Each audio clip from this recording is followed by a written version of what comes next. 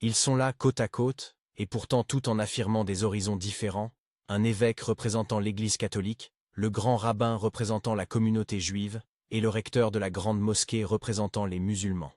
On pourrait s'attendre à des étincelles, à des postures, à des reprises de slogans. Au lieu de cela, la première révélation de cette rencontre inattendue est presque silencieuse. Ce sont des gestes d'humanité qui surprennent, pas des querelles.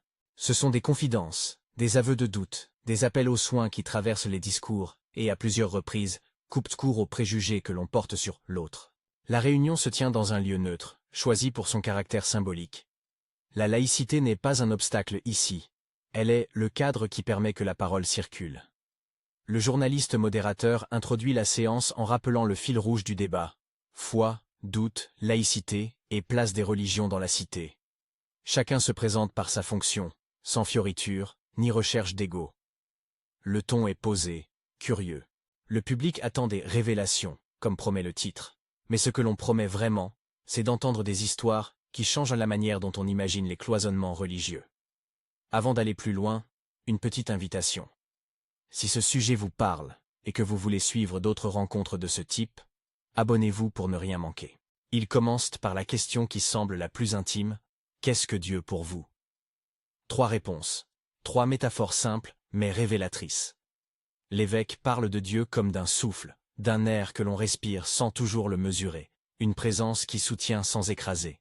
Le grand rabbin évoque une tradition vivante, une voix qui nous relie aux ancêtres et aux textes, mais qui demande interrogation et interprétation. Il rappelle que le texte est vivant quand il se confronte au réel. Le recteur parle d'une présence qui habite l'humain. Dieu dans l'action, dans la compassion. Ces images, souffle, voix, présence agissante, disent une même orientation. La foi n'est pas d'abord un corpus de règles immobiles, c'est une manière de porter attention au monde et aux autres. Et puis vient le thème que beaucoup redoutent, le doute. L'un après l'autre, les intervenants disent, sans embarras, que le doute n'affaiblit pas la foi, il la nettoie. Selon eux, douter, poser des questions, traverser des périodes de vide, c'est entrer dans une relation vraie avec le divin. Le grand rabbin rappelle qu'au sein des Écritures, il existe des figures qui doutent ouvertement, et que ces doutes sont parfois le moteur d'un engagement moral plus profond. L'évêque, lui, mentionne des psaumes où la plainte est presque une prière, et explique que reconnaître sa fragilité peut ouvrir la porte à une compassion plus grande. Le recteur raconte des moments concrets où des fidèles, ayant perdu leurs repères, ont trouvé dans la communauté non pas des réponses toutes faites, mais une présence qui écoute et accompagne. Mini-ganchots surgissent à la fin de chaque intervention. Et pourtant, dans la pratique, mais alors, comment l'institution répond à cela? Et que devient la laïcité face à ces attentes? Ces questions, suspendues, ouvrent la transition vers le cœur politique et social du débat. Comment articuler croyance et vie publique dans une république qui revendique neutralité, mais garantit la liberté de culte? La laïcité est posée clairement, presque didactique. Elle n'est pas l'ennemi du religieux, mais le dispositif qui protège la pluralité. Neutralité de l'État et liberté de conscience, voilà la formule simple qu'on répète pour dissiper les malentendus. Pourtant, la mise en pratique révèle des nœuds concrets. Le recteur rappelle les incompréhensions qui naissent quand le mot « laïcité » est traduit, déformé ou chargé d'importation culturelle. Dans certaines langues et contextes, laïcité peut être entendue comme une hostilité à toute religion, alors qu'en France, elle vise précisément à garantir l'espace de toutes les croyances sur un pied d'égalité. Le grand rabbin ajoute que la pédagogie est souvent défaillante. Trop de citoyens ignorent le sens réel des principes laïques, et cela nourrit des soupçons réciproques. On évoque des exemples pratiques, des lieux de culte qui ouvrent leurs portes pour des distributions alimentaires, des associations confessionnelles qui coordonnent l'aide d'urgence sans condition de croyance, ou des voisins qui se mobilisent pour accompagner une famille en deuil, quelles que soient ses appartenances religieuses. Le Secours catholique est cité comme exemple concret d'une organisation animée par des convictions, mais qui, sur le terrain, tend la main sans exiger d'adhésion doctrinale. Ces actions, parfois anonymes, dessinent la trame d'un vivre ensemble discret mais solide. Surgit alors une anecdote qui donne un frisson. Dans une situation de deuil collectif, après un accident, le grand rabbin a posé une condition qui a surpris certains. Il souhaitait qu'un imam accompagne également les familles. Ce n'était pas une posture idéologique, c'était une exigence d'humanité. L'idée, quand la douleur frappe, la proximité religieuse n'est pas une affaire d'étiquette, mais de présence. Demander la présence d'un autre culte, c'est reconnaître que le soutien transcende la frontière confessionnelle. Ce geste, pour certains présents, a été une petite révolution silencieuse. Pour d'autres, une confirmation que la fraternité peut naître dans les situations les plus tragiques. La manière dont cette demande a été accueillie, avec respect et organisation, a dessiné, pour un instant, autre chose qu'un débat. Une pratique concrète du vivre ensemble. Sur la question de la place des femmes, les interventions s'efforcent d'éviter l'écueil du manichéisme. Les intervenants reconnaissent une tension. Les textes fondateurs de leur tradition peuvent être interprétés de façon très différente. Et l'histoire, partout, a produit des inégalités qui ne se justifient pas aujourd'hui. Le grand rabbin souligne que, selon lui, la lecture des textes doit se faire à la lumière de l'expérience humaine et de l'égalité actuelle. L'évêque évoque des évolutions pastorales qui cherchent à promouvoir une participation plus large des femmes dans la vie de l'Église. Le recteur insiste sur les initiatives prises dans certaines communautés musulmanes locales pour valoriser la place des femmes dans l'éducation religieuse et les actions sociales. La tonalité est celle d'un constat partagé. Il y a un passé à reconnaître et un devoir d'évolution à assumer, sans effacer ni trahir les héritages. La discussion aborde ensuite des sujets qui divisent souvent l'opinion publique. Homosexualité, transidentité, et la manière dont les communautés religieuses s'en saisissent. Ici encore, la nuance est de mise. Les intervenants distinguent clairement la doctrine, les enseignements traditionnels sur les actes et la pastorale, l'accueil des personnes. Tous trois réaffirment une exigence commune. La dignité humaine ne se négocie pas. Le recteur raconte un cas, noté par plusieurs responsables, où un jeune, exclu de sa famille pour son orientation, a trouvé dans une mosquée un accompagnement socialement concret. Écoute, orientation vers les services, aide alimentaire et soutien pour trouver un logement. Ce n'était pas une conversion doctrinale, simplement une réponse humaine à une détresse. L'évêque et le grand rabbin reprennent l'idée. La communauté religieuse, quand elle est fidèle à sa finalité éthique, doit protéger les vulnérables. À mesure que le débat progresse, un fil rouge s'impose.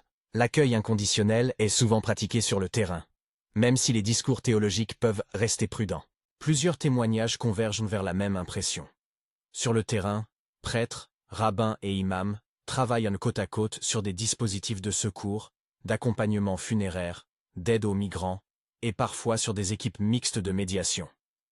Ces témoignages dessinent des pratiques qui ne font pas toujours la une des journaux, mais qui sont décisives dans la vie des gens. La question de la satire et des caricatures revient, lourde, comme un rappel que la liberté d'expression coexiste avec des blessures réelles. Les intervenants reconnaissent qu'il existe des recours juridiques lorsque des publications franchissent certaines limites. Ils insistent aussi sur la nécessité d'une pédagogie collective. L'un d'eux rappelle que condamner l'insulte n'est pas la même chose que censurer un débat critique. La difficulté est de tenir les deux exigences à la fois. Protéger la liberté d'expression et reconnaître la sensibilité des communautés. Dans ce registre, les mots sont pesés, parce que chaque formulation peut réveiller des mémoires douloureuses. On parle de justice, mais aussi d'éducation. Comment apprendre aux jeunes générations que la provocation gratuite ne construit pas une démocratie apaisée? Les médias et les nouvelles technologies occupent rapidement une place centrale dans la conversation. Chacun reconnaît l'ampleur du défi. Les images manipulées, les deepfakes, les rumeurs amplifiées par les réseaux créent des contes modernes dont l'effet est parfois plus fort que la réalité. Le grand rabbin évoque la rapidité des rumeurs et la difficulté de les démentir. Le recteur insiste sur la vulnérabilité des plus isolés face aux fausses informations. L'évêque souligne le rôle des médias responsables pour remettre du sens et offrir des vérifications. Tout le monde s'accorde sur un point, la formation des citoyens et des ministres du culte eux-mêmes à la lecture critique des informations est devenue urgente. Si autrefois la transmission se faisait par des textes et des rencontres en chair et en os, aujourd'hui, un faux message peut se propager plus vite qu'un service religieux. Au fil des interventions, le modérateur travaille à équilibrer les temps de parole. Il rappelle que l'enjeu n'est pas d'uniformiser les croyances, mais de construire des mécanismes de coopération qui tiennent lorsque les crises arrivent. C'est dans cette logique qu'on revient à des anecdotes concrètes. L'une d'elles mérite d'être rappelée avec précision. Face à des caricatures jugées offensantes, des recours juridiques ont été engagés. Ce n'est ni une condamnation stricte de la liberté d'expression, ni une dénonciation théorique. Pour les intervenants, c'est une manière de dire que le droit existe pour arbitrer les conflits et protéger les personnes. Mais ils insistent aussi. Recourir à la justice ne suffit pas. Il faut comprendre pourquoi les images heurtent et travailler à une pédagogie qui évite l'escalade. Un autre exemple, tout aussi parlant, revient régulièrement. Les œuvres caritatives d'origine religieuse, comme le Secours catholique, ont souvent été en première ligne lors des crises sociales, distribution de nourriture, aide aux familles isolées, accompagnement des exilés. Ce sont des témoignages concrets d'un engagement qui ne réclame pas d'adhésion confessionnelle pour être efficace. Les interlocuteurs notent que ces actions renforcent le lien social et qu'elles constituent une preuve vivante que la religion peut être une force de cohésion lorsque sa pratique est tournée vers l'autre. Alors que la première heure de la discussion s'achève, les participants semblent se rejoindre sur plusieurs points, mais d'autres tensions restent palpables. L'équilibre entre liberté d'expression et respect des croyances, la manière d'accueillir la question des genres et des identités, les modalités de formation des imams et des autres ministres du culte. Voilà quelques-unes des échéances que les intervenants reconnaissent devoir adresser, ensemble. Le modérateur relance. Comment former les responsables religieux à des situations inédites, cyberharcèlement, manipulation médiatique, pluralité des familles, sans trahir leur héritage? Plusieurs propositions émergent, timides mais concrètes. Développer des modules de formation interconfessionnelle pour les ministres du culte, organiser des ateliers de pédagogie civique dans les quartiers, créer des espaces de médiation locaux associant mosquées, églises et synagogues, pour répondre aux crises. L'idée n'est pas d'homogénéiser les doctrines, mais de créer des routines de coopération. Savoir qui appeler lorsqu'un drame social survient. Partager des bonnes pratiques pour l'accompagnement des familles. Définir des lignes partagées sur la non-discrimination.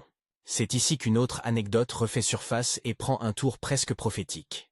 Il y a eu, relatent plusieurs intervenants, des voyages organisés pour accompagner des familles de victimes à l'étranger. Ce n'était pas une visite protocolaire, mais une présence concrète. De longues heures de route, des traductions improvisées, des prières côte à côte, des gestes de deuil partagés. L'un des responsables raconte qu'une délégation interconfessionnelle a accompagné des proches d'une victime d'un crash. À bord, les distances confessionnelles semblaient abolies par le travail commun de l'accompagnement. Pour ceux qui ont vécu ces moments, la collaboration n'était pas un geste symbolique. C'était une pratique de soins qui a exigé humilité, logistique et cœur. Le récit de ce voyage, rapporté avec émotion, illustre bien le caractère choquant annoncé par le titre, non pas parce qu'il révèle un scandale, mais parce qu'il montre à quel point la fraternité peut être profonde et inattendue. On perçoit alors une énergie commune, fragile mais réelle. La reconnaissance que l'action dépasse souvent les condamnations verbales. La laïcité apparaît, une fois encore, comme le cadre qui permet ces alliances. En protégeant la liberté de conscience, elle autorise aussi la coopération. Les intervenants insistent sur le fait que ce cadre républicain est précieux, et qu'il faut le préserver contre les instrumentalités politiques ou les récupérations médiatiques. Pourtant, au-dessus de ces accords, subsistent des désaccords non résolus. Sur la manière d'appliquer certains textes, sur le tempo des réformes internes, sur la façon d'accompagner les personnes LGBT au sein des communautés, chacun avance des principes, mais la mise en œuvre laisse des zones d'ombre. C'est là que la rencontre prend une autre dimension.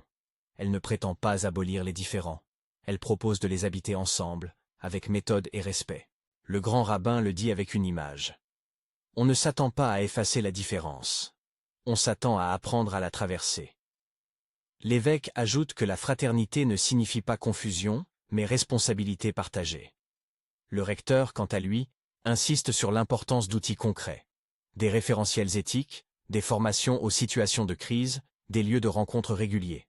À ce stade, la conversation bascule doucement vers des enjeux institutionnels. Comment assurer une formation des imams qui soit à la fois conforme aux traditions et adaptée aux exigences de la République? Comment encourager des rabbins et des prêtres à suivre des modules communs? Les intervenants ne proposent pas de recettes miraculeuses, mais ils défendent une logique. La formation doit être transversale, inclure des compétences civiques, des connaissances des médias et une capacité à protéger les personnes vulnérables. Les questions restent ouvertes, mais une certitude commence à s'esquisser. Les vraies révélations de cette rencontre ne sont pas des bouleversements doctrinaux, mais des pratiques concrètes qui ont déjà lieu et qui méritent d'être mises en lumière. Des voyages pour accompagner des familles, des demandes inattendues d'accompagnement interconfessionnel, des secours qui se coordonnent au-delà des étiquettes. Toutes ces situations racontent autre chose que le récit simpliste d'un monde religieux en guerre contre la modernité. Alors que la soirée s'achemine vers une seconde partie plus intime, le modérateur annonce la transition. Le moment est venu de laisser la place aux histoires précises, à ces anecdotes qui, pour certains, peuvent sembler choquantes, parce qu'elles bousculent nos représentations. Les intervenants échangent encore quelques mots sur la nécessité de documenter ces actions, de rendre visible ce qui, jusqu'ici, est trop souvent resté dans l'ombre. Un silence respectueux ouvre la porte à la suite du débat. Des récits plus détaillés, des confrontations concrètes aux dilemmes, et des propositions d'action partagées à l'échelle locale. Le silence qui suit la première partie se prolonge, comme si chacun cherchait à laisser retomber l'émotion, avant d'oser raconter davantage. Puis, un par un, les responsables reprennent la parole, non pour théoriser, mais pour livrer des scènes précises, petites vies qui disent, mieux que des discours, ce que veut dire être présent, quand tout bascule. On revient d'abord sur ce voyage dont on a seulement évoqué la silhouette. Selon plusieurs intervenants, il s'agissait d'un convoi improvisé, des heures de route, des démarches administratives, des traductions à la volée. Ce n'était pas un déplacement protocolaire, mais une réponse née de l'urgence et de la compassion. À l'aéroport, on se souvient d'un moment qui a marqué plus d'un participant. Des conseillers religieux qui se retrouvent à attendre des bagages, à traduire des noms, à aider une mère à retrouver une chambre d'hôtel. On entend le modérateur préciser que l'essentiel n'est pas la grandeur de l'acte, mais la présence simple. Tenir la main, offrir un thé, organiser un passage administratif. Dans la cellule improvisée où se trouvaient des proches, la distance confessionnelle s'est effacée devant le souci concret. Qui va aider à rapatrier un corps? Qui va appeler un traducteur? Qui va trouver le numéro d'un consulat? Ces questions, banales dans leur rudesse, ont entraîné des gestes partagés. La demande du grand rabbin, qu'un imam accompagne également les familles, apparaît ici sous un autre jour. Ce n'était pas une revendication symbolique, mais une réponse à un besoin. Reconnaître que parmi les personnes endeuillées, certaines trouveraient réconfort dans une parole musulmane, et d'autres dans une parole juive, chrétienne ou non confessionnelle. Exiger la présence de représentants d'autres cultes, selon les intervenants, a permis d'éviter des ruptures psychologiques. Quand la communauté reconnaît la souffrance comme humaine d'abord, les appartenances deviennent secondaires. Le récit insiste sur la logistique que cela suppose.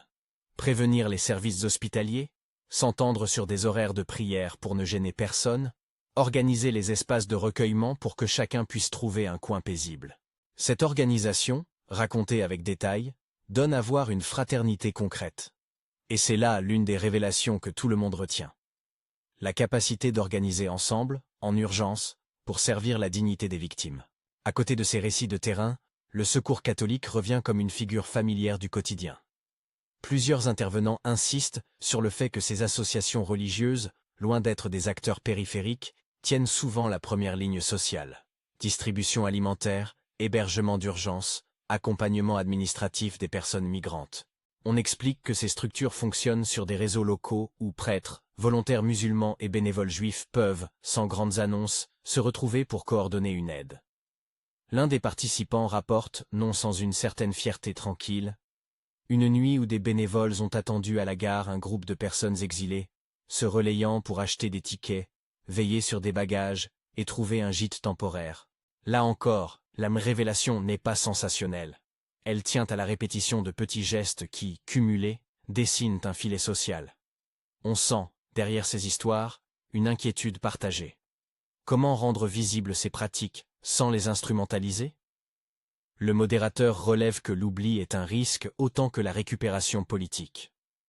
Montrer la collaboration sans la transformer en argument idéologique exige un travail délicat. Les intervenants proposent alors des pistes, recueillir des récits, documenter les réponses pratiques, créer des cahiers de bonnes pratiques destinés aux acteurs locaux.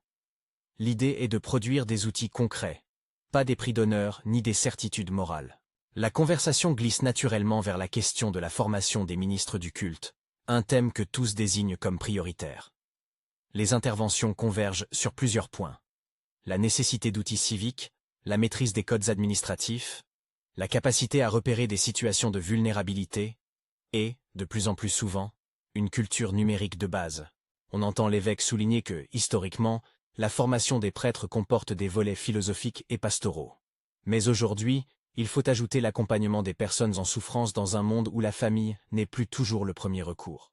De même, le recteur insiste sur l'importance de proposer des modules aux imams qui allient connaissances religieuses et pratiques de médiation sociale. Le grand rabbin, de son côté, plaide pour des temps d'échange interconfessionnels pendant la formation. Quelques semaines de stages partagés, des ateliers sur la gestion du deuil et la médiation interculturelle, des cours sur le droit français et la laïcité. Ces propositions sont immédiatement confrontées à une question sensible. Quel rôle pour l'État dans tout cela? La laïcité impose la neutralité. Mais comment soutenir la qualité de formation sans instrumentaliser les lieux de culte?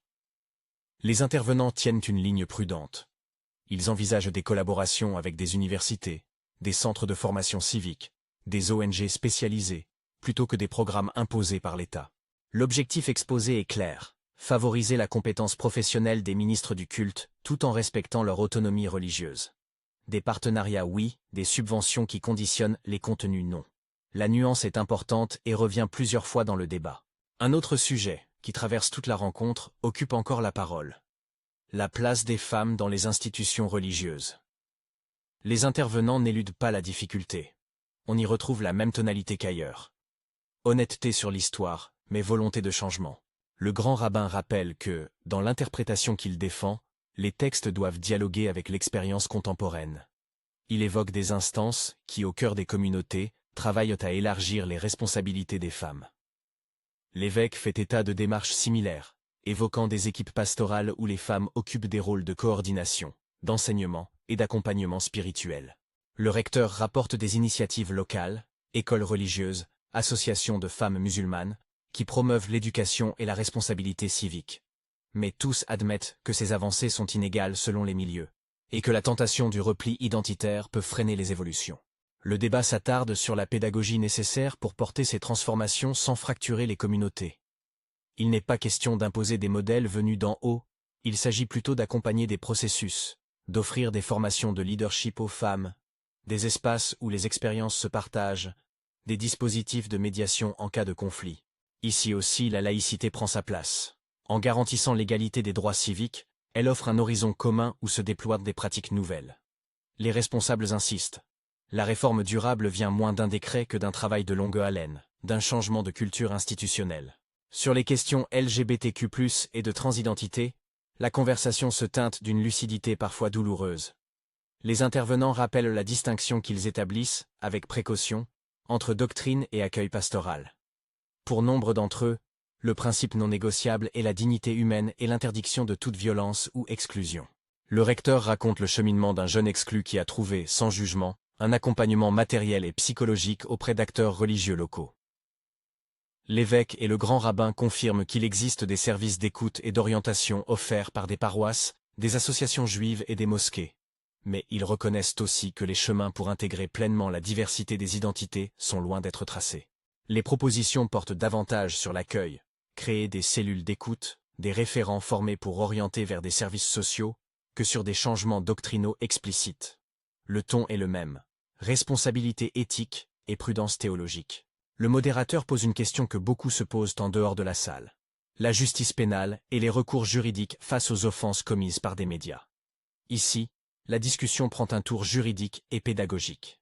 Les intervenants rappellent que le droit existe pour trancher lorsque les limites sont dépassées, et que des recours ont effectivement été engagés dans certains cas. Mais ils insistent sur le fait que la justice est une des réponses, pas la seule. On revient à la pédagogie.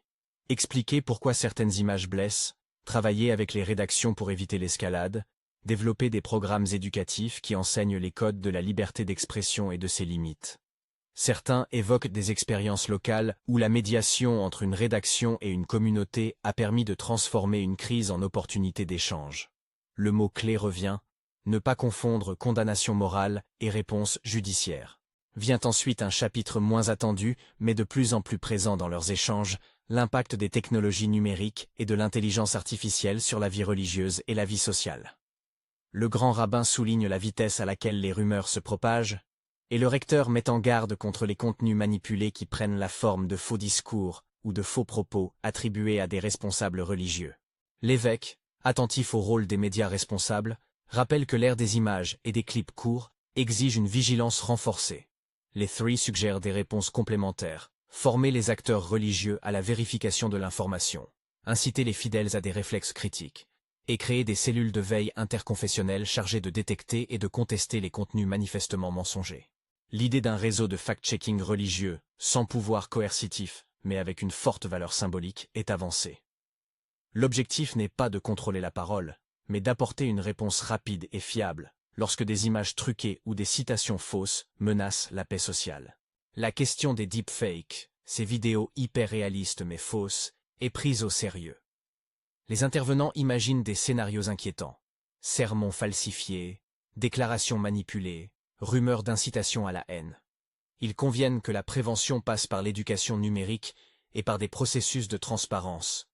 Enregistrer les événements publics, publier des comptes rendus officiels, responsabiliser les plateformes. Ces propositions font apparaître une convergence inattendue. Bien que venant de traditions différentes, les responsables partagent la même préoccupation pour la vérité des faits et la protection des individus. À mesure que la soirée avance, le débat s'oriente vers des propositions concrètes, presque opérationnelles. Plusieurs idées recueillent un consensus.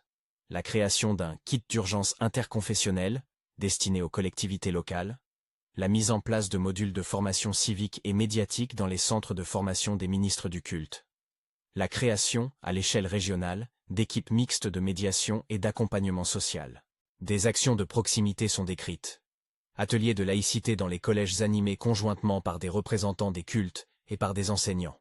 Sessions de sensibilisation aux questions LGBTQ+, animées par des professionnels de la santé, avec la participation des aumôneries. Plateforme locale de coordination entre associations confessionnelles et services sociaux municipaux pour réagir aux crises. Le modérateur demande alors « Qui doit porter ces initiatives ?» La réponse ne tranche pas. Il s'agit d'un travail partagé. Les institutions religieuses ont la légitimité pour produire les contenus théologiques et pastoraux.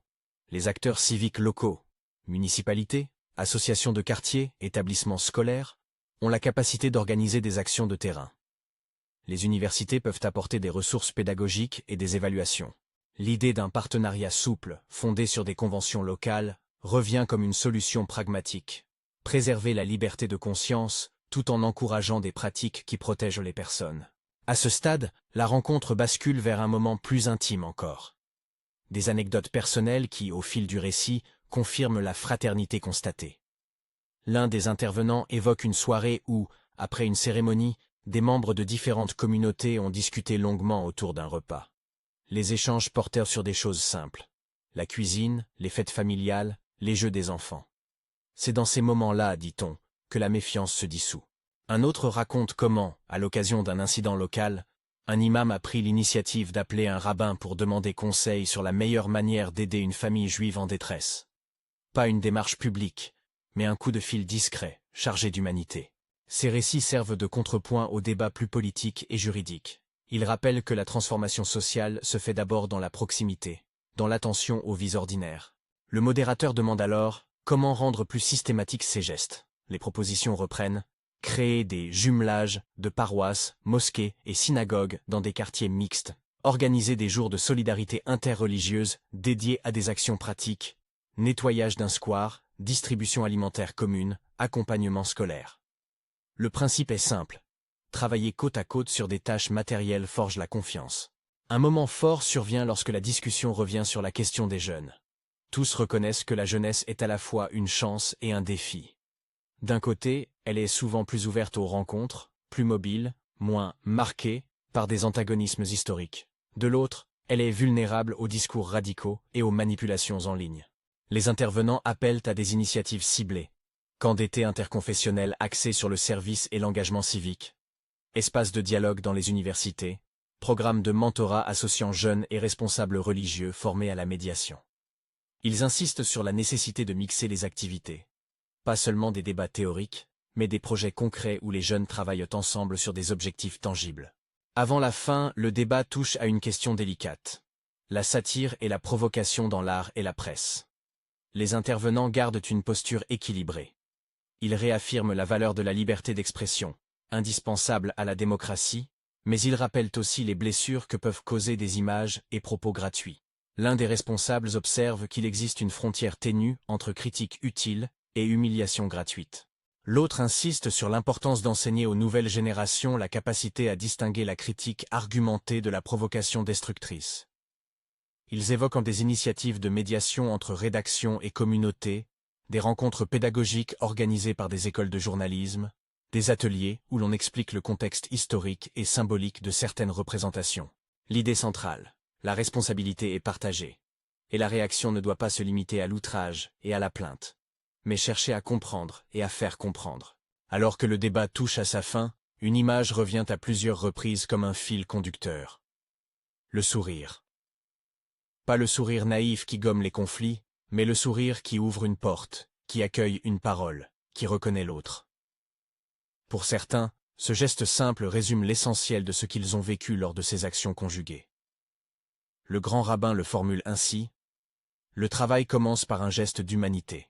L'évêque ajoute que ce geste doit être suivi par des structures et des règles partagées pour durer. Le recteur rappelle que la laïcité, loin d'être un obstacle, est souvent ce cadre qui permet à ces gestes de se déployer sans domination. La conclusion, lente et posée, revient sur le sens du mot « révélation », tel qu'ils l'ont vécu ce soir. Les révélations n'ont pas été de l'ordre du spectaculaire ou du scandaleux. Elles sont apparues dans des détails. Un imam qui traduit un nom pour une famille étrangère, un rabbin qui réclame la présence d'un autre culte pour le confort des proches, un groupe de bénévoles religieux qui passent la nuit à organiser des places pour des personnes migrantes, un recours juridique déposé non comme une vengeance mais comme un instrument de protection, une délégation qui accompagne un rapatriement avec humilité. Ces gestes, cumulés, dessinent un portrait inattendu, celui d'un engagement conjoint, discret mais efficace, capable de traverser des frontières théologiques pour répondre à des urgences humaines. Le modérateur propose alors quelques recommandations concrètes, formulées par les intervenants eux-mêmes: développer des modules de formation sur la médiation et la gestion des crises, organiser des exercices communs entre responsables religieux et services municipaux, créer un répertoire régional des acteurs capables d'intervenir rapidement en cas de drame, promouvoir des ateliers de laïcité et de citoyenneté dans les écoles, et enfin documenter ces actions pour que leur apprentissage puisse diffuser. Ce sont des propositions modestes, mais précises, que chaque acteur présent accepte de porter à son niveau. La session se termine sur une image forte mais douce. Les trois représentants se lèvent, non pas pour une photo prospère, mais pour saluer les personnes qui ont témoigné ce soir, bénévoles, victimes, acteurs de terrain. Le geste est sobre. Il n'efface pas les désaccords, mais il les met à distance. Le modérateur conclut en rappelant que la laïcité est le cadre qui permet à ces alliances de se former sans hiérarchie. Un espace neutre qui protège la diversité et favorise l'entraide. Il invite chacun à garder l'humilité et la rigueur nécessaires pour transformer ces gestes isolés en pratiques durables. Avant de clore, les intervenants partagent un dernier message commun: la nécessité d'apprendre à connaître l'autre. Connaître n'est pas approuver toutes les positions, mais reconnaître la dignité de l'autre et la partager dans l'action. Ils insistent sur la formation continue, sur la rencontre régulière, sur l'attention aux fragilités humaines. Le ton est résolument optimiste sans être naïf. Il reconnaît les défis, les zones d'ombre, mais il mise sur la capacité des acteurs à inventer des formes de coopération adaptées aux réalités locales. La lumière baisse sur la salle. Dans les couloirs, on entend des conversations qui continuent, plus pratiques. Comment monter un atelier dans tel quartier? Qui contacter pour organiser une distribution? Ou trouver des ressources pour former des aumôneries aux réseaux sociaux? Ces échanges, modestes, témoignent d'un mouvement qui, s'il est lent, va dans le sens d'un meilleur vivre ensemble. Si le titrage de la rencontre promettait « révélation choquante », c'est une autre révélation, plus profonde, qui s'impose aux spectateurs. La fraternité née des gestes partagés, l'humanité qui se déploie dans des réponses concrètes, la laïcité qui permet à ces gestes d'exister. Ce n'est pas un triomphe naïf, mais une invitation à reconnaître que, lorsqu'on met de côté l'ostentation et qu'on se concentre sur la dignité des personnes, les frontières s'effritent.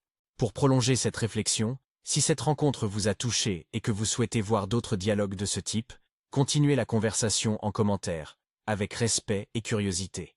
Et partagez cette vidéo avec quelqu'un qui, peut-être, a besoin d'entendre ces récits d'humanité.